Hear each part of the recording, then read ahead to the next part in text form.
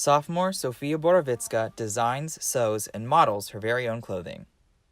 I feel like the clothes that you wear, it really shows who you are, and if you're more artistic or creative, or if you're more on just like, oh, I'm more comfy, which is fine, but it just really shows who you are. She finds inspiration from her family, especially her mother.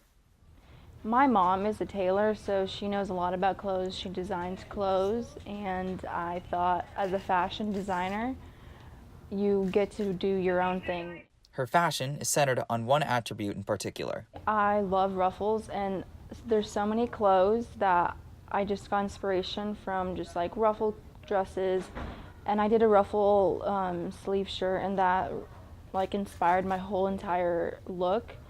And then my dress was ruffle, and then like my white top, it didn't have ruffle, but it had like singe right here. I really do want to do something. I don't know what exactly, like I don't know if it's a fashion designer or like I really looked into like fashion director, and I really like that job, but I hope I can find a job that can like satisfy what I like to do. Like on days where I'm just like, I'm not feeling it today, but I wear a nice outfit, I literally feel so much better.